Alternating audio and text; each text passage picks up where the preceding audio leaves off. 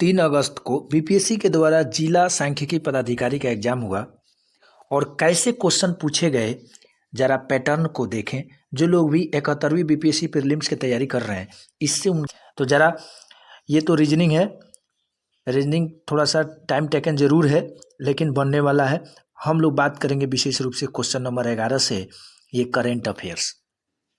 French open 2025 प्रतियोगिता में महिला एकल के विजेता कौन बने हैं? तो कोको गॉफ।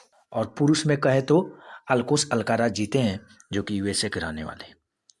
अगला क्वेश्चन कहता है 12 नंबर, निम्नलिखित में से कौन सा देश यूक्रेन के साथ अपनी सीमा साझा करते हैं? तो यूक्रेन के साथ टोटल सीमा की बात करोगे तो 7 देश ऐसे हैं जो यूक्रेन के साथ साझा करते हैं, लेकिन इसमें ऑप्शन 4 गो है। तो मालदोवा, बेलारूस, रोमानिया और स्लोवाकिया उपयुक्त में से सभी आंसर ऑप्शन ए। अगला है कि होर्मुज जल डमरूमद निम्नलिखित में से किस खाड़ी के बीच स्थित है? तो होर्मुज आप जानते ही हैं, फारस के खाड़ी और ओमान के खाड़ी के बीच होर्मुज जल डमरूमद है जो कि ये गल्फ कंट्री का है। ऑप्शन 1 और 4 यानी ऑप्शन सी राइट आंसर। हम खूब बढ़िया से इसको हाईलाइट कर दिए हैं ताकि कम समय में आपको पता चल जाए। अगला है 2024 में नाइजर के साथ किन देशों ने पश्चिमी अफ्रीकी राज्यों के आर्थिक समुदाय इकोवास से अपनी वापसी की घोषणा की है? तो कौन कौन घोषणा की है जी? तो माली और बुर्किना फासो, यानी ऑप्शन की बात करोगे तो ऑप्शन डी 3 और 4 राइट आंसर। अगला है क्वेश्चन नंबर 15, कहता है 2011 की जनगणना के अनुसार भारत का बाल लिंगानुपात क्या है? ऐसे कहीं कहीं 918 देता है लेकिन यहाँ ऑप्शन में 918 है ये नहीं है, तो 919 भी कहीं कहीं होता ही है, तो ऑप्शन ए राइट आंसर। और इसमें एक चीज़ फायदा क्या है, युक्त में से कोई नहीं, 5 ऑप्शन नहीं है 4 ऑप्शन है, तो ये चीज़ थोड़ा सा बढ़िया है। अगला है इसरो के पहले सौर मिशन का नाम क्या है? आदित्य L1। और ये सितंबर 2023 में ये प्रक्षेपण किया गया था इसरो के द्वारा, आदित्य L1 जो कि सौर मिशन था। अगला 17 नंबर क्वेश्चन देखते हैं, 19वां नेम शिखर सम्मेलन कहाँ आयोजित किया गया? तो ऑप्शन डी युगांडा के कंपाला में। युगांडा के कंपाला में 19वां नेम शिखर सम्मेलन का आयोजित किया गया। अगला क्वेश्चन नंबर 18 कहता है, किस देश ने फिलिस्तीन में इजराइल की कार्रवाई के खिलाफ अंतर्राष्ट्रीय न्यायालय ICJ के मामला का दायर किया और इसे नरसंहार बताया है? तो ऑप्शन ए साउथ अफ्रीका। और आप जानते ही हैं कि अंतर्राष्ट्रीय न्यायालय में टोटल 15 सदस्य होते हैं और 9 साल का इनका कार्यकाल होता है, और जबकि इसका मुख्यालय है द हेग, नीदरलैंड में। क्वेश्चन नंबर 19, मिलान करना है, भारत के निकासी और संबद्ध देश में मिलान करना है, और ये आपको ऑपरेशन है। तो ऑपरेशन गंगा आप जानते ही हैं, यूक्रेन और रूस में जो चल रहा था युद्ध, उसको यूक्रेन में फंसे लोगों को इवैक्यूएट करने के लिए ऑपरेशन गंगा चलाया गया। और उसके बाद ऑपरेशन कावेरी सूडान में गृह युद्ध हुआ था। ऑपरेशन अजय इजराइल में जो फिलिस्तीन से झगड़ा हो गया था तो इजराइल से लोगों को इवैक्यूएट किया गया। ऑपरेशन देवी शक्ति तो अफगानिस्तान में तालिबान वाला जो उत्पात मचाया था, तो ऑप्शन डी 4 3 2 1 राइट आंसर। अगला है, कृत्रिम वर्षा के लिए सबसे अधिक किस रसायन का उपयोग किया जाता है? तो कृत्रिम वर्षा के लिए तो आप जानते ही हैं silver iodide, option D right answer. और कृत्रिम वर्षा के लिए चाइना सबसे अग्रणी है। थोड़ा बहुत दिक्कत होता है, कृत्रिम वर्षा से करवा लेता है। हालांकि भारत का पहला शहर दिल्ली भी कृत्रिम वर्षा करवा रहा है ताकि पोल्यूशन से थोड़ा सा निजात पाया जाए। अगला है, किस कंपनी ने भारत की आकाश तीर वायु रक्षा प्रणाली विकसित की है? तो option C Bharat electronic limited, जिसको HEL कहते हैं और इसका मुख्यालय बेंगलुरु में। अगला क्वेश्चन नंबर 22, कृत्रिम बुद्धिमत्ता जिसको AI कहते हैं, आर्टिफिशियल इंटेलिजेंस का जनक किसे माना जाता है? तो ऑप्शन डी जॉन मैकार्थी साहब को। और ये ऑलरेडी क्वेश्चन हरियाणा PCS में पूछा हुआ है, टेक्स्ट बुक में देख सकते हो। अगला क्वेश्चन 23 नंबर है, निम्नलिखित में से कौन सी धातु उन दुर्लभ मृदा धातुओं में है, यानी रेयर अर्थ मेटल्स में से नहीं है, जिनका उपयोग विद्युत और इलेक्ट्रॉनिक घटकों के निर्माण में किया जाता है? तो ऑप्शन ए रेडियम।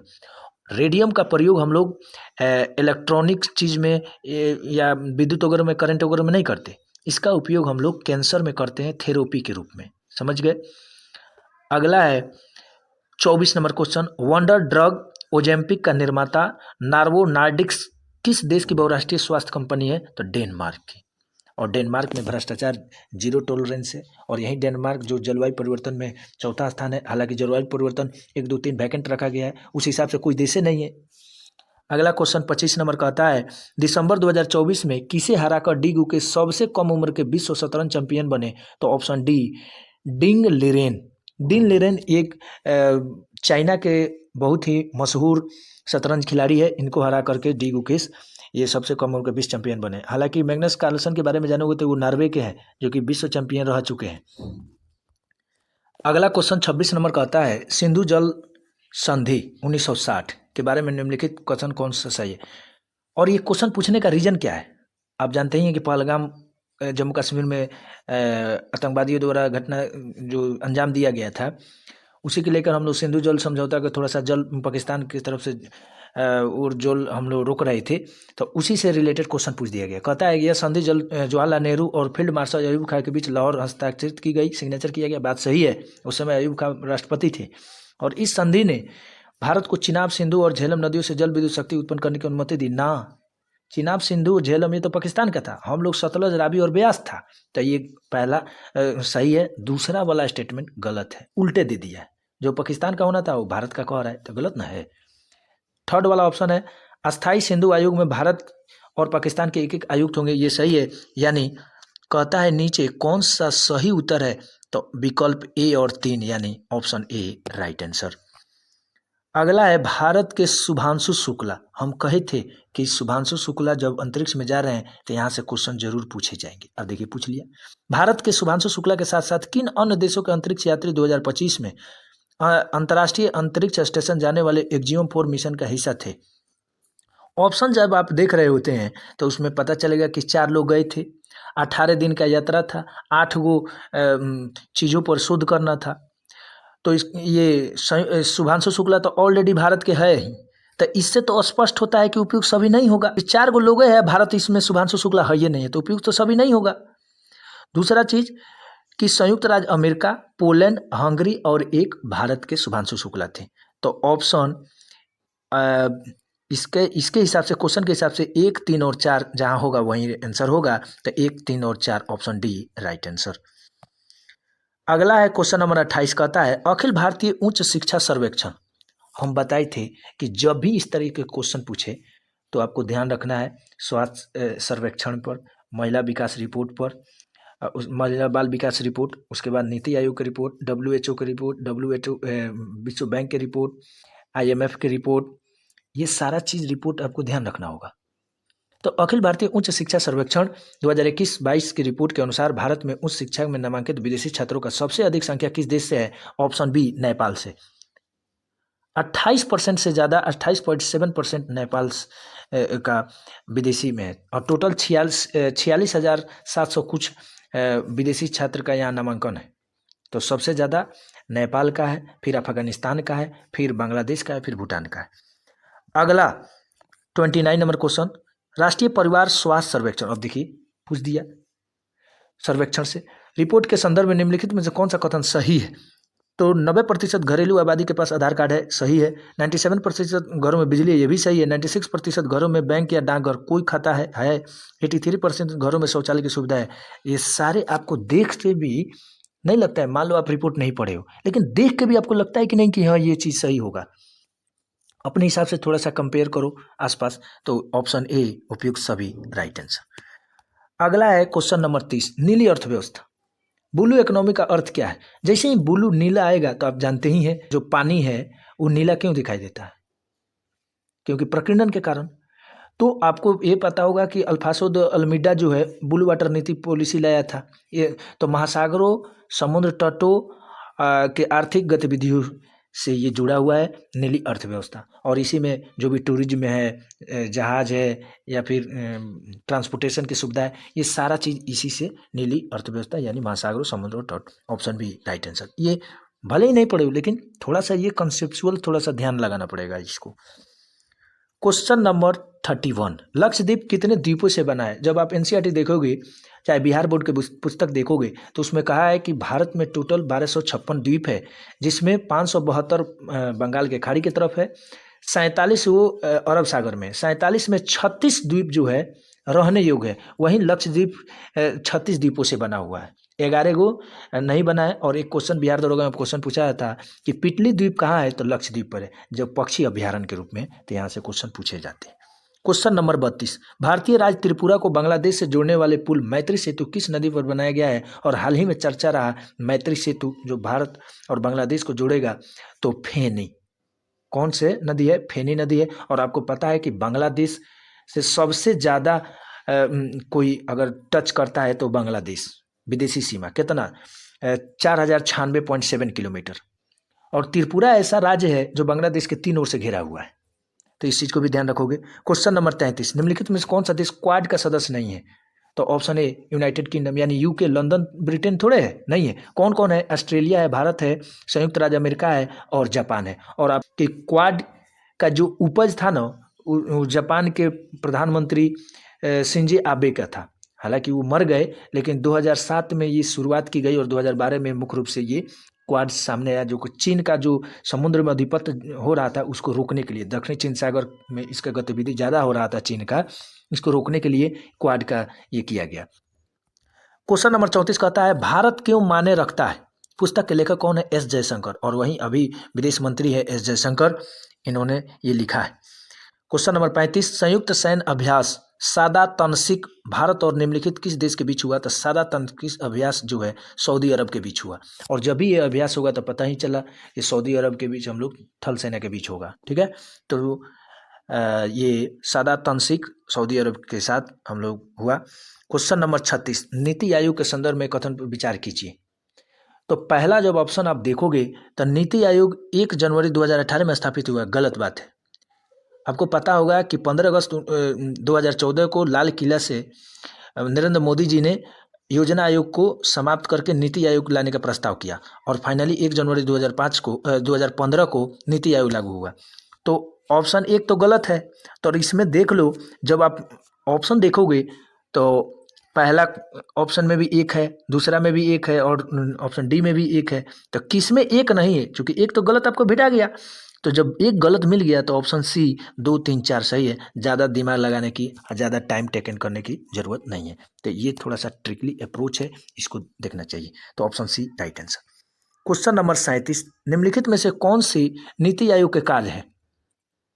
तो नीति आयोग का कार्य ऑप्शन 1 देखोगे तो ग्राम स्तर पर विश्वसनीय योजनाएं तैयार करना है। अगर लगेगा कि ग्राम स्तर पर इतना छोटे लेवल पर नीति आयोग का कार्य क्या है कागजाती ना है। यहाँ आके बैठ के आपके घर में द्वार पर थोड़े बैठता है दलानी में, बथानी में नहीं, वहाँ से ये चीज़ें ड्राफ्टिंग होती है। दूसरा ऑप्शन है कार्यक्रमों और पहलों के क्रियान्वयन के लिए प्रौद्योगिकी उन्नयन और क्षमता निर्माण पर ध्यान केंद्रित करना, ये भी सही है, लेकिन तीसरा गलत है। राष्ट्रीय और अंतर्राष्ट्रीय प्रबुद्ध मेडल के साथ साझेदार ये नहीं करता है। तो ऑप्शन क्या हो जाएगा? केवल 1 और 2 राइट आंसर। अगला है योजना अवधि के मध्य निम्नलिखित बिंदु लक्ष्यों पर विचार करिए। तो विचार करिए, बुनियादी और भारी उद्योगों का विकास पर तेजी से औद्योगिकरण, ये दूसरी पंचवर्षीय योजना जो कि पीसी महालनोबिस पर आधारित था मॉडल। दूसरा है कि जीवन और गुणवत्ता और सामाजिक न्याय के साथ विकास, हम बताए थे 9 से न्याय 9 से 9वीं, तो 9वीं पंचवर्षीय योजना में ये था। लिंग असमानता की कमी के साथ तीव्र और समावेशी विकास, तीव्र समावेशी विकास 11वीं पंचवर्षीय योजना, सबसे ज़्यादा तीव्र समावेशी विकास हुआ 11वीं पंचवर्षीय योजना। उसके बाद चौथा है विस्तारित अर्थव्यवस्था की स्थिति बनाकर गरीबी की समस्या पर सीधा प्रभाव करना, तो जानते ही हो 5वीं पंचवर्षीय योजना है। हालांकि 1971 में गरीबी हटाओ का नारा इंदिरा गांधी ने दिया था, लेकिन 5वीं पंचवर्षीय योजना में गरीबी की समस्या पर ज़्यादा जोर दिया गया। तो ऐसे अगर क्रम वाइज में देखोगे तो पहले दूसरी पंचवर्षीय यानी पहले 1 हो जाएगा और फिर 4 होगा और फिर 1, 4, 2, 3 कहाँ है? 1, 4, 2, 3 option B right answer. Question number 39 कहता है निम्नलिखित में से कौन एक 12वीं पंचवर्षीय योजना का लक्ष्य नहीं था? तो ऑप्शन बी 2015 तक शून्य राजकोषीय घाटा, ये नहीं था। हालांकि 12वीं पंचवर्षीय योजना बीच में खत्म हो गया। इसका कार्यकाल क्या था? टेन्योर इसका 2012 से 2017 था, लेकिन 15 अगस्त 2014 को ही इसको समाप्त कर दिया गया। तो ये था। क्वेश्चन नंबर 40, 10वीं पंचवर्षीय योजना का लक्ष्य वृद्धि दर क्या थी? 8%, ठीक है, अप्रोक्सीमेटली यही था। तो 8%। आगे नीति आयोग के संदर्भ में निम्नलिखित कथनों पर विचार करें। तो कहता है नीति आयोग के 7 स्तंभ उद्देश्य है, सही है, और इसके 3 विशेष विंग है, ये भी सही है, यानी ऑप्शन सी 1 और 2 दोनों सही है। क्वेश्चन नंबर 42 कहता है अभिकथन यानी स्टेटमेंट देता है नीति आयोग ने योजना आयोग को प्रतिस्थापित किया, तो बात सही है ना, योजना आयोग को उसके बाद है ना नीति आयोग आया, और यह बदलाव एक वैश्विक दुनिया में आर्थिक नियोजन के लिए एक आर्थिक गतिशील और अपनाने के योग्य दृष्टिकोण से एक कदम दर्शाता है। बात सही है, यानी ए और एवं आर दोनों सत्य है, आर ए का सही विश्लेषित करता है, ऑप्शन बी राइट आंसर। कहता है 43 भागलपुर बिहार शहर जो है विशेष रूप से जाना जाता है। क्वेश्चन को ध्यान से देखोगे तो कहता है विशेष रूप से जानना है, कोई विशेषता है। जिस तरह समाज में हम लोग देखते हैं कि नीला है कंठ जिसका, अर्थात शंकर, सारे लोग का कंठ नीला काला भूरा हो सकता है कलर के आधार पर, रंग रूप के आधार पर, लेकिन नीला तो किसी का नहीं हो सकता है, एक ही व्यक्ति है शंकर महादेव। तो विशेषता देखना है कि भागलपुर बिहार शहर विशेष रूप से जाना जाता है, तो जीआई टैग जो जर्दालू आम है भागलपुर में ही पाया जाता है, लेकिन टसर सिल्क रेशमी सिल्क जो है भागलपुर की विशेषता है, इसलिए ऑप्शन डी राइट आंसर है। क्वेश्चन नंबर 44 जमुई बिहार जाना जाता है अपने, ऑप्शन सी सोना भंडार के लिए। कहीं कहीं बीपीएससी टीआरबी में देखोगे तो अबरक के लिए भी देता है जमुई, लेकिन आपको पता होगा कि यही जमुई जहां से रामसर साइट में 2 शामिल हुआ, नागी और नौकटी 81 और 82।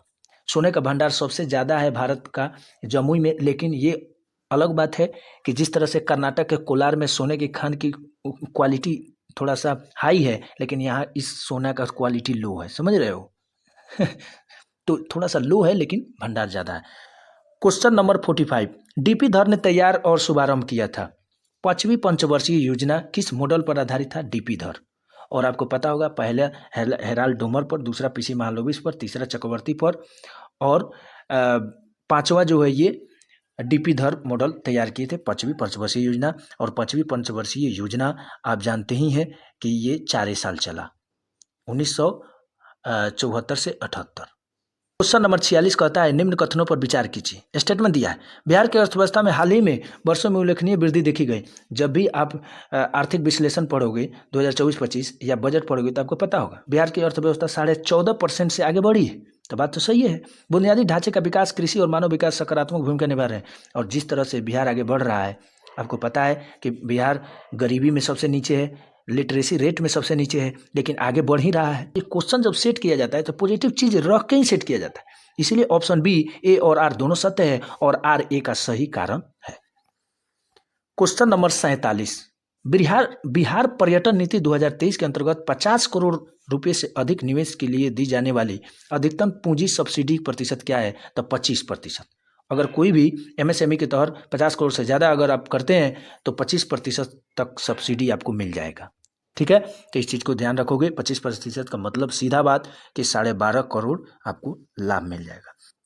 क्वेश्चन नंबर 48 बिहार में बुनियादी ढांचे के विकास के लिए मुख्य रूप से जिम्मेवार कौन है? बुनियादी ढांचे रूप से मतलब मुख्य रूप से कम्युनिकेशन या ट्रांसपोर्टेशन आता है, तो लोक निर्माण, option B right answer. Question number 49 Bharat में स्मार्ट सिटी मिशन का मुख्य उद्देश्य क्या है? तो स्मार्ट बुनियादी ढांचे और प्रौद्योगिकी का विकास। और बाकी 3 वो ऑप्शन देखोगे तो इसका कहीं से ताल्लुकात है स्मार्ट सिटी का?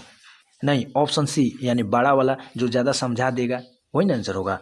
क्वेश्चन नंबर 50 कहता है हरित अवसंरचना की अवधारणा संबंधित है, तो हरित अवसंरचना की ये अवधारणा है सतत शहरी विकास, option D right answer.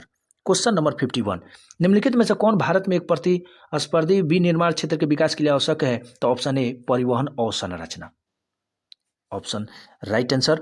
Question number 52 निम्नलिखित में से कौन सा एल रूट सर्वर प्राप्त करने वाला देश का पहला राज्य बन गया है? एल रूट सर्वर प्राप्त करने वाला देश का पहला एक कर्नाटक। अगला है 53 किसी देश के विकास में बुनियादी ढांचे की महत्वपूर्ण भूमिका होती है। तो आप जैसे ऑप्शन देखोगे, मान लो ये पता नहीं है, लेकिन ऑप्शन पढ़ोगे तो लगेगा नवाचार को बढ़ावा देकर सतत विकास का सृजन करना, सतत विकास, समावेशी विकास, ये सब असमानता को दूर करना, माने गरीबी, अमीरी, ऊंचा नीचा, छोट बड़, ये सब चीज़ असमानता को कम करता है। वैश्विक प्रतिस्पर्धा को मजबूत करना, और आपको पता होगा कि वैश्विक प्रतिस्पर्धा में स्विट्जरलैंड फर्स्ट पे है, तो इसको मजबूत करना है। तो मुझे सभी देख कर भी लगता है कि ये सभी होगा। क्वेश्चन नंबर 54 डेटा सेंटर मुख्य रूप से कार्य करता है, ऑप्शन जब देखोगे, एक यूजर इंटरफेस स्टूडियो नहीं, एक नेटवर्किंग साइट है नहीं, एक सॉफ्टवेयर विकास केंद्र नहीं, सबसे बड़ा देखिए कितना समझाया है, डेटा भंडारण और प्रसंस्करण के लिए एक भौतिक सुविधा, यही राइट आंसर। क्वेश्चन नंबर 55 कहता है निम्नलिखित युग पर एक विचार कीजिए, सीमा चीन और प्रसिद्ध है। दिल्ली मेट्रो के बारे में कह रहा है, भारत की पहली चालक रहित मेट्रो का उपयोग करने वाला ये मेट्रो है, तो बात सही है। और दिल्ली मेट्रो का शुरुआत आपको पता होगा कि कलकत्ता के बाद यही किया गया, सबसे बड़ा चेन दिल्ली मेट्रो का है। दूसरा ऑप्शन दे रहा है बांद्रा वर्ली सी लिंक भारत का सबसे लंबा पुल है, नहीं बांद्रा वर्ली नहीं है, ये मुंबई से नवी मुंबई के बीच है, तो ये गलत है। तीसरा है एकता मूर्ति, तीसरा है एकता की मूर्ति, मतलब दुनिया का सबसे ऊंची प्रतिमा, यही सही है। और statue of unity Sardar Patel और नर्मदा नदी के केवड़िया जिला के बगल में ये किया गया है और 182 मीटर ऊंचा है। तो ऑप्शन ए और 3 सही है, यानी ऑप्शन तो 1 3 दिया नहीं है, तो केवल 2 युग्म सही, मैंने 2 ही पेयर सही है, बाकी एगो गलत है। क्वेश्चन नंबर 56 निम्नलिखित में से भारतीय वरीयता क्रम में ऑर्डर ऑफ जो प्रेफरेंस होता है सबसे नीचे कौन आता है? तो उप प्रधानमंत्री ऊपर ही आता है, सीजीआई ऊपर आता है, पूर्व राष्ट्रपति ऊपर है, सबसे नीचे इसमें देखोगे तो राज्यपाल आएगा, यानी option C right answer. Question number 57 कहता है लोकसभा अध्यक्ष को हटाने के लिए किस प्रकार की बहुमत की आवश्यकता है? आपको पता है कि किसी भी चीज़ को हटाने के लिए मुख्य रूप से आप जानते हैं साधारण बहुमत, विशेष बहुमत और विशेष बहुमत प्लस राज्यों की सहमति, लेकिन लोकसभा को हटाने के लिए जो है प्रभावी बहुमत यानी इफेक्टिव मेजोरिटी की जरूरत होती है, option C right answer. Question number 58 निम्नलिखित में से कौन सा कथन सही है? ध्यानाकर्षण प्रस्ताव एक भारतीय नवाचार है, ये सही है। ध्यानाकर्षण प्रस्ताव नियमावली में उल्लेखित नहीं है, ये गलत है। नियमावली में उल्लेखित है लेकिन कर नहीं है, तो ऑप्शन की बात करोगे तो ऑप्शन बी केवल एक सही है। क्वेश्चन नंबर 59 यानी 59 संसद की अनुमान समिति यानी एस्टिमेटेड कमेटी के संबंध में निम्नलिखित में से कौन सा कथन सही है? तो अनुमान समिति का गठन जॉन मथाई समिति की सिफारिश पर किया गया था, बात सही है। और इस समिति में राज्यसभा का कोई प्रतिनिधित्व नहीं होता है, दोनों सही है, ऑप्शन सी 1 और 2। क्वेश्चन नंबर 60 पॉलिटी से कहता है भारतीय संविधान मणिपुर के लिए विशेष प्रावधान का अनुच्छेद करता है, तो ऑप्शन डी अनुच्छेद 171 के सी। और आपको पता है अनुच्छेद 171 के ए में नागालैंड है, बी में असम है, सी में मणिपुर है, डी में आंध्र प्रदेश है, ई में 371 के ई में आंध्र प्रदेश विश्वविद्यालय है। ऐसे करते सिक्किम आ जाएगा, फिर मिजोरम आ जाएगा, फिर अरुणाचल प्रदेश आ जाएगा, फिर कर्नाटक गोवा आ जाएगा, ये अलग बात है, आगे बढ़ता रहेगा। अगला क्वेश्चन 61 देखते हैं। स्थानीय शासन से संबंधित निम्नलिखित समितियों को कालानुक्रमित मतलब एक ऑर्डर वाइज में सजाएं, तो बलवंत राय मेहता, जीवी के राव समिति, अशोक मेहता और थुंगन समिति, इसमें सबसे पहले कौन आया ये देखना है। तो बलवंत राय मेहता 1957 में, 1957 में बलवंत राय मेहता आए, उसके बाद अशोक मेहता आए 1977 में, जेबी के राव 85 में और थुंगन समिति आए 88 में। सारे लोग स्थानीय स्वशासन पंचायती राज व्यवस्था से ही हैं, तो पहले 1 होगा, 3 होगा, फिर 2 होगा, 4 होगा, तो option A right answer. Question number 62 निम्नलिखित में से कौन सा संविधान सभा के सदस्य नहीं थे? तो ऑप्शन ए अरुणा आसफ अली। आपको पता होगा कि संविधान सभा में महिलाओं सदस्य 15 थी, लेकिन अरुणा आसफ अली इसमें नहीं थी, बाकी तीनों लोग ये थे। क्वेश्चन नंबर 63 नंबर कहता है भारतीय संविधान ने राज्यसभा के सदस्यों के चुनाव से संबंधित प्रावधान किस स्रोत से ग्रहण किया है? तो इससे 2 ही चीज आता है, एक आयरलैंड और दूसरा दक्षिण अफ्रीका। तो दक्षिण अफ्रीका जब भी आए तो चुनाव से संबंधित राज्यसभा सदस्यों के चुनाव से संबंधित होता है, और जबकि नॉमिनेटेड या मनोनीत 12 जो सदस्य को राष्ट्रपति मनोनीत करते हैं वो आयरलैंड से लिया जाता। कंफ्यूजन क्लियर हुआ? आगे 64 नंबर कहता है निम्नलिखित में से कौन संविधान सभा के प्रारूप समिति के सदस्य नहीं थे? और देखिए कितना अच्छा क्वेश्चन पूछा है। ड्राफ्टिंग कमेटी, इंग्लिश में इसको ड्राफ्टिंग कमेटी कहते हैं, संस्कृत में इसको पांडुलेखन समिति कहते हैं और हिंदी में प्रारूप समिति कहते हैं। इसमें टोटल 7 सदस्य होते हैं, 6 + 1, 6 गो सदस्य और 1 गो अध्यक्ष, और अध्यक्ष बनाया गया भीमराव अम्बेडकर को।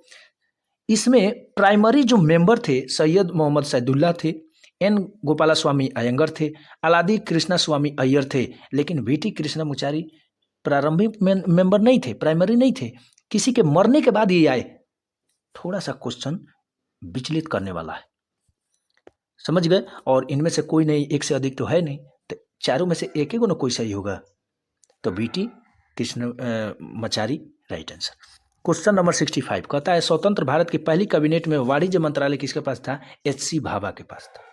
हालांकि श्यामा प्रसाद मुखर्जी के पास उद्योग और आपूर्ति था, लेकिन वाणिज्य कॉमर्स जो मिनिस्ट्री होता है वो अलग होता है। तो ये चीज़ है। 66 कहता है भारत में निवास कर रहे कनाडा के नागरिक को निम्नलिखित में से किस अधिकार का दावा नहीं है? कनाडा के नागरिक या कोई भी नागरिक हो, क्योंकि ये विदेशी मामला हो गया, समझ रहे हैं? तो विदेशी नागरिकों को 5 चीज़ से वंचित किया गया है। 5 आर्टिकल, कौन कौन? आर्टिकल 15, 16, 19, 29, 30। और इसके बारे में कहा जाता है कि ये केवल भारतीय नागरिकोों को प्राप्त है। कौन सा आर्टिकल? आर्टिकल 15, 16, 19, 29, 30। तो अभिव्यक्ति की स्वतंत्रता आर्टिकल 19 से न है। तो ऑप्शन सी राइट आंसर। ये दावा नहीं कर सकता है क्योंकि कनाडाई एक विदेशी है।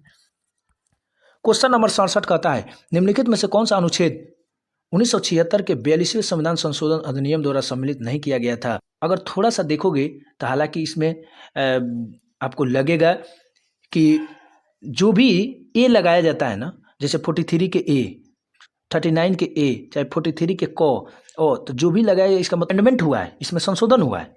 लेकिन इसमें अब दो गो चीज़ दिखा रहा है कि नहीं हुआ है। 39, हालांकि आपको पता होगा कि 39 जो है ये समानता का अधिकार देता है, चाहे पुरुष महिला हो, चाहे किसी भी काम के बारे में हो। तो 30A होगा ही, 39 भी हो गया, 39 के ए में हो गए, क्योंकि जिसमें ए लगा वो मूल संविधान में नहीं था। तो ऑप्शन की बात करोगे, एग्जैक्ट आंसर की बात ऑप्शन बी 38। क्वेश्चन नंबर 68 कहता है भारतीय संविधान किसे न्यायिक पुनर्वलोकन यानी जुडिशियल रिव्यू की शक्ति प्रदान करता है? ऑप्शन बी सर्वोच्च न्यायालय और उच्च न्यायालय, मतलब सुप्रीम कोर्ट और हाई कोर्ट को जुडिशियल रिव्यू का शक्ति प्रदान करता है। और आपको पता होगा जुडिशियल रिव्यू अमेरिका से लिया गया है।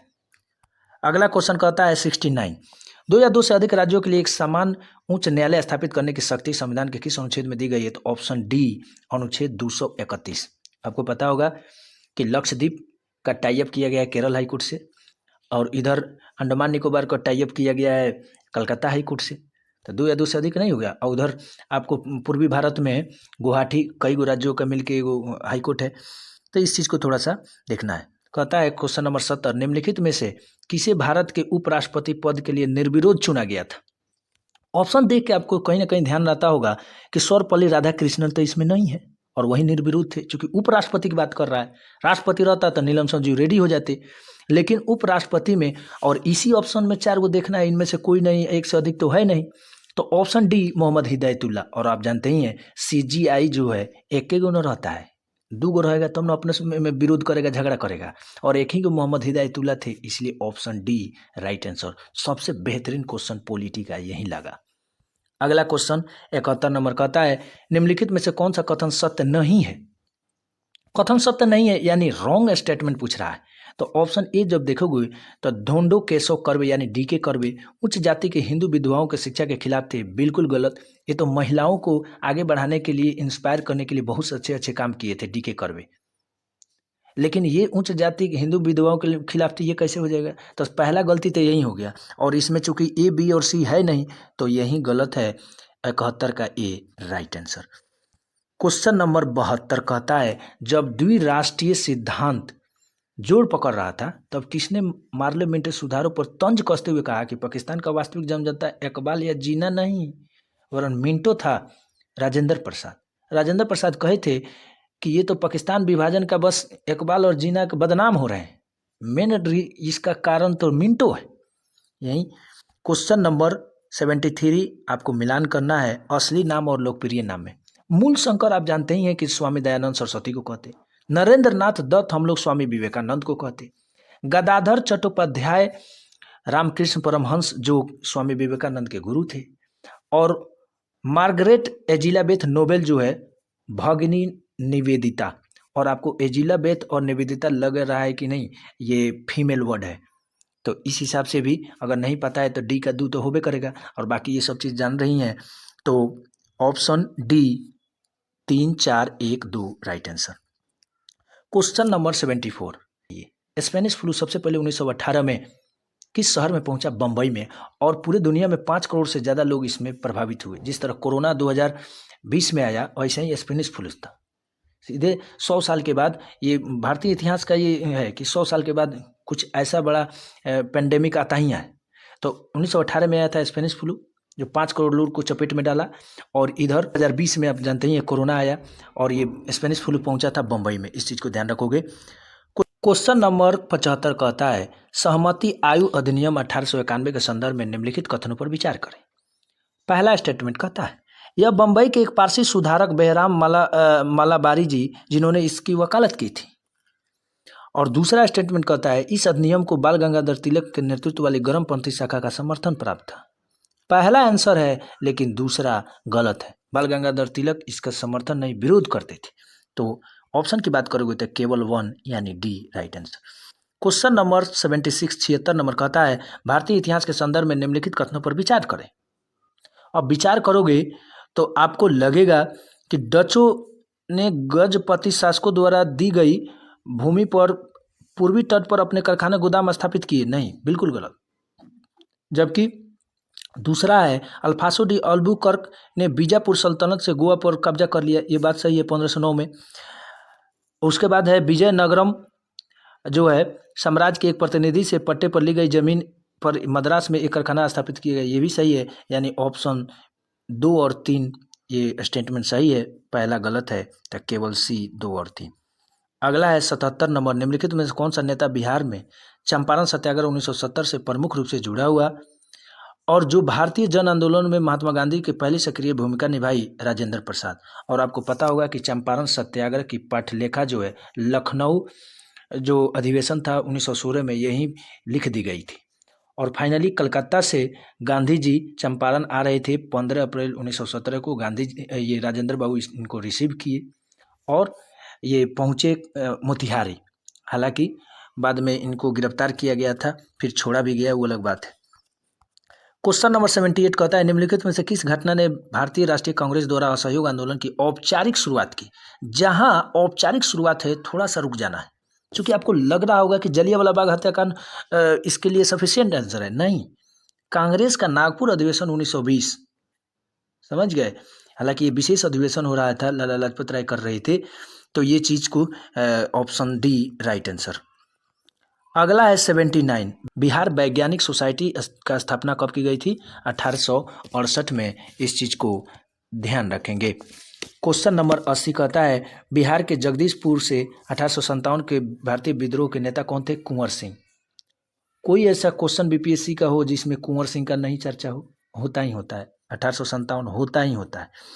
क्वेश्चन नंबर 81 निम्नलिखित में से कौन प्रारंभिक उपनिवेशिक शासन के दौरान साल्ट पीटर, जिसको सेंधा नमक कहते हैं, का निर्माण सबसे महत्वपूर्ण केंद्र था? मान लो अगर ये नहीं पता है, लेकिन आपको तो पता है कि बिहार से है, बिहार का क्वेश्चन पेपर है और बिहार है ही। उड़ीसा अवध बंगाल जाने से क्या फायदा, बिहार मारो ना। और आपको पता है कि इसका जो सबसे ज़्यादा विस्तार सिवान सारण में और इधर पटना सिटी में भी किया गया था, तो इसलिए option D right answer. Question number 82 अस्थायी बंदोबस्त 1793 में लॉर्ड कॉर्नवालिस द्वारा कहाँ शुरू किया गया था? तो ऑप्शन सी बंगाल, बिहार और उड़ीसा प्रांत में। क्वेश्चन नंबर 83 भागा जतीन के बारे में निम्नलिखित का सही है? अब जब आपको ये स्टेटमेंट देख के लग रहा है कि शायद नहीं पता होगा, लेकिन कौन सही नहीं है ये चीज़ देख लोगे तो बात पता चल जाएगा कि नहीं। मान लो आपको ये नहीं पता है, ऑप्शन पहला देखो, बंगाल में खिलाफत आंदोलन शुरू किया था, ये गलत है। उन्होंने 1928 में बारदोली सत्याग्रह नेतृत्व किया था, ये तो सरदार पटेल किए थे, तो ये भी गलत है। ऑप्शन डी कहता है वे भारतीय राष्ट्रीय कांग्रेस के पहले भारतीय अध्यक्ष थे, तब एम एस चंद्र बनर्जी क्या थे? तो ए बी और डी गलत है। तो ऑप्शन सी ये जुबंतर क्रांतिकारी समूह से जुड़े थे और 1915 में बलासोर में ब्रिटिश बलों से लड़ते हुए शहीद हुए, यही राइट आंसर है। क्वेश्चन नंबर 84 कहता है भारतीय राष्ट्रीय आंदोलन के दौरान बदरुद्दीन तैयब जी का कौन सा योगदान के रूप में जाना जाता है? तो ऑप्शन सी वे भारतीय राष्ट्रीय कांग्रेस के पहले मुस्लिम अध्यक्ष बने और हिंदू मुस्लिम एकता के लिए सक्रिय कार्य रूप से किया। लेकिन ऑप्शन ए और ए बी डी देखोगे तो कैसे छटेगा? तो 1929 के लाहौर अधिवेशन की अध्यक्षता की और पूर्ण स्वराज की घोषणा की, ये तो जवाहरलाल नेहरू किए थे, तो पहला तो गलत हो गया। दूसरा है फॉरवर्ड ब्लॉक की स्थापना, ये तो फॉरवर्ड ब्लॉक की स्थापना तो 1939 में सुभाष चंद्र बोस किए, जो कि त्रिपुरा वाला हो गया था। पटाभी सीतारामैया को चाहते थे महात्मा गांधी के अध्यक्ष बने, लेकिन सुभाष चंद्र बोस चुने गए और इसी क्रम में सुभाष चंद्र बोस इस्तीफा दे दिए और राजेंद्र बाबू को उसमें अध्यक्ष बनाया गया, तो ये होगा नहीं। और कहता है डी ऑप्शन मुसलमानों के शिक्षा के उत्थान के लिए अलीगढ़ आंदोलन किया था, सर सैयद अहमद खान किए, ये थोड़े किए। तो ऑप्शन सी केवल राइट आंसर। अगला है 85 नंबर, अकाल आयोग के कालाक्रमिक रूप से व्यवस्थित करें। तो सबसे पहले कैंपबेल आयोग आया था 1866 में, फिर एसटेटी आया था 1878 में लॉर्ड लिटन के समय में। तो पहले डी होगा फिर बी होगा, तो देख लो एक ही ऑप्शन है डी और बी, तो यही डी बी सी ए एक ही ऑप्शन है स्टेटमेंट वाला, तो ये सी राइट आंसर हो जाएगा। क्वेश्चन नंबर 86, बलबन से कौन संबंधित नहीं है? तो ऑप्शन ए पूंजी का हस्तांतरण। पूंजी का हस्तांतरण बलबन से संबंधित नहीं है। लॉक रॉ नीति जानते ही है, बलबन अपनाया था। मामलुक वंश यानी गुलाम वंश से संबंधित था ही। चलगानी तुर्क से इनका ताल्लुकात था, चूंकि ये खत्म किए थे, इल्तुतमिश जो लाया था इसको ये खत्म किए थे, तो इनसे भी था, लेकिन पूंजी का हस्तांतरण नहीं था।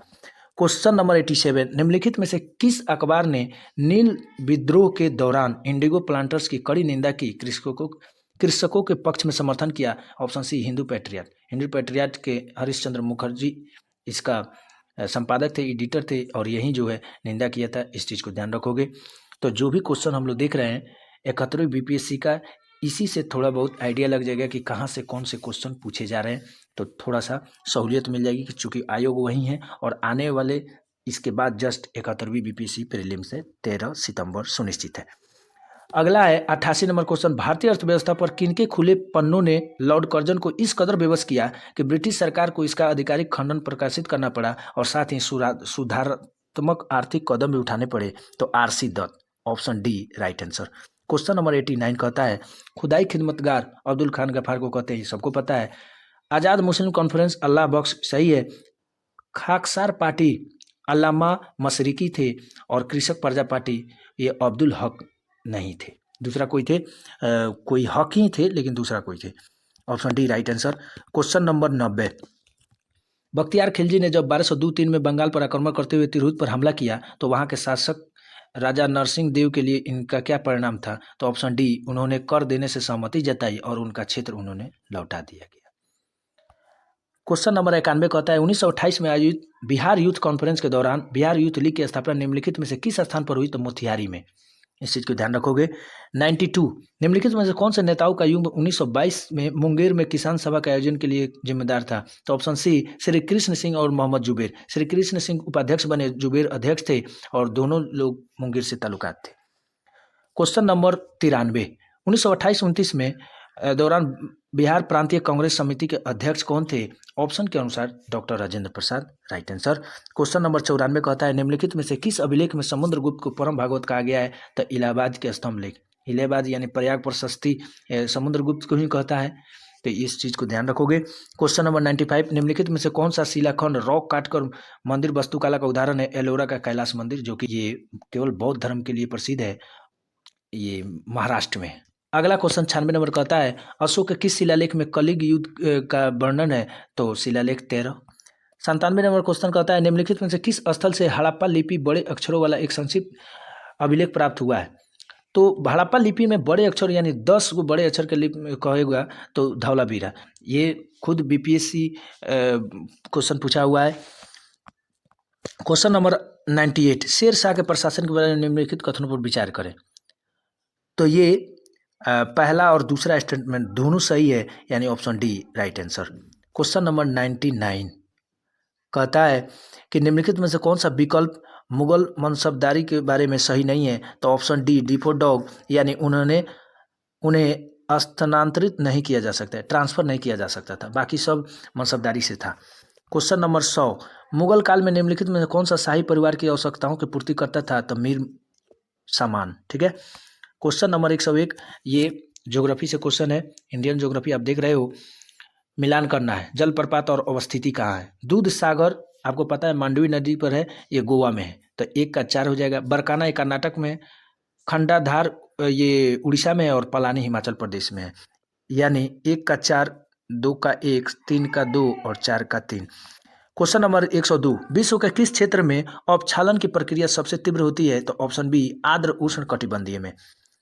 103 कहता है, हालांकि बीपीएससी खुद क्वेश्चन प्रीवियस पूछी हुई है, विश्व में अंगूर की खेती, बागवानी, कोस्किट पालन, रेशमी उत्पादन बहुत विकसित है, तो भूमध्य सागरीय क्षेत्रों में अंगूर की खेती ज़्यादातर होती है। 104 नंबर का क्वेश्चन कहता है, विश्व में सर्वाधिक ज्वालामुखी किस पेटी में पाए जाते हैं? तो परिप्रशांत पेटी में। प्रशांत पेटी में ज्वालामुखी भटकते रहता है। 105 विश्व का सर्वाधिक जैव विविधता समृद्ध क्षेत्र है, तो उष्णकटिबंधीय क्षेत्र में जैव विविधता ज़्यादा होता है। 106 नंबर क्वेश्चन हम लोग देख रहे हैं, विश्व के 2 शीर्ष अग्रणी टीन उत्पादक क्षेत्र। और जब देखोगे तो टीन में सबसे अग्रणी है मलेशिया, और मलेशिया एक ही ऑप्शन है, तो उसके साथ जो भी है आपको पता नहीं है तो वही ना आंसर होगा, तो ऑप्शन ए मलेशिया और रूस। अगला क्वेश्चन है, रांची का पठार का उदाहरण क्या है? ऑप्शन सी उत्थित पेनिप्लेन का रांची के पठार का उदाहरण है। 108 नंबर क्वेश्चन कहता है, किस नदी को बिहार का शोक कहते हैं? तो कोसी। बिहार का शोक या अभिशाप, क्योंकि ये कोसी नदी सुपौल से इंटर करती है बिहार में, और बड़ा ही प्रलयकारी होती है, बड़ा ही विनाशकारी होती है, अपना मार्ग परिवर्तित करते रहती है। 109 नंबर क्वेश्चन कहता है, बिहार का निम्नलिखित में से कौन सा जिला नेपाल के साथ सीमा साझा नहीं करता है? तो नेपाल के साथ बिहार का सीमा जो है जिला 7 गो लगता है, तो पूर्णिया नहीं लगता है, बाकी ये तीनों लगता है। तो उत्तर प्रदेश से 8 जिला लगता है, झारखंड से 8 गो, पश्चिम बंगाल से 3 गो, नेपाल से 7 गो। 110 नंबर क्वेश्चन कहता है, बिहार राज्य में सबसे बड़ा अभ्यारण्य कौन सा है? वाल्मीकि नगर। और वाल्मीकि नगर मात्र एक राष्ट्रीय अभ्यारण्य है और टाइगर रिजर्व भी है। ठीक है। 111 नंबर कहता है, भीम बांध वन जीव अभ्यारण्य कहाँ है? मुंगेर में है। 112 नंबर क्वेश्चन कहता है, बिहार की मुख्य नदी प्रणाली कौन सी है? गंगा। और जानते ही हैं कि गंगा जो है बिहार के बीचों बीच से होकर गुजरती है, ऊपर वाले को उत्तरी बिहार, नीचे वाले को दक्षिण बिहार, और बिहार से 445 किलोमीटर की यात्रा करती है और 12 जिले से होकर गुजरती है। 113 नंबर क्वेश्चन कहता है, निम्नलिखित में से किस जिले से गंगा नदी बिहार में प्रवेश करती है? तो बक्सर। गंगा नदी बिहार के बक्सर में प्रवेश करती है और कटिहार से बाहर निकल जाती है। क्वेश्चन नंबर 114 कहता है, बिहार में निम्नलिखित में कौन सा कोयला उत्पादन से संबंधित नहीं है? तो ऑप्शन डी बेलेडीला। अब बेलेडीला के खान कर्नाटक में है, और यहाँ मुख्य रूप से सबसे उत्कृष्ट किस्म का लोहे के खान यहाँ से निकाला जाता है, हेमाटाइट वगैरह में। समझ गए? बाकी जो 3 ऑप्शन देख रहे हैं ये कोयले से है। हम बताए थे कि जिसमें कार्बन की मात्रा अधिक हो वो कोयला शुद्ध है, जिसमें कार्बन की मात्रा कम हो वो लोहा शुद्ध है। हम बताए थे कोयले का उत्पादन सबसे पहले रानीगंज पश्चिम बंगाल में। कोयले का भंडार कहाँ है सबसे ज़्यादा? तो झारखंड में। कोयला का उत्पादन सबसे ज़्यादा कहाँ हो रहा है? अभी छत्तीसगढ़ में। तो इस चीज़ को ध्यान रखोगे। क्वेश्चन नंबर 115 कहता है, निम्नलिखित नदियों में से कौन सा महान हिमालय के उत्तर में उत्पन्न होती है? महान हिमालय के उत्तर में आप जानते हैं कि हिमालय को 3 श्रेणी में बांटा गया है, महान हिमालय, मध्य हिमालय और शिवालिक। लेकिन महान हिमालय के उधर साइड को ट्रांस हिमालय कहते हैं। हालांकि उत्तर में तो आपको तिब्बत हो जाता है, और मानसरोवर झील से आपको पता है कि उसके आसपास से 3 गो नदी निकलती, सतलज, सिंधु और ब्रह्मपुत्र। तो देखना लो Sutlej answer right. Question number 116 कहता है, कोपेन के जलवायु वर्गीकरण के अनुसार निम्नलिखित जलवायु प्रकारों में से कौन से भारत में पाई जाती है? तो ऑप्शन के अनुसार देखोगे तो आप खोज रहे होगे कि CWG कहाँ है। तो कोपने के अनुसार कहता है AM जो है प्रायद्वीपीय पठार, और आपको पता है कि प्रायद्वीपीय पठार का क्षेत्र कम नहीं है।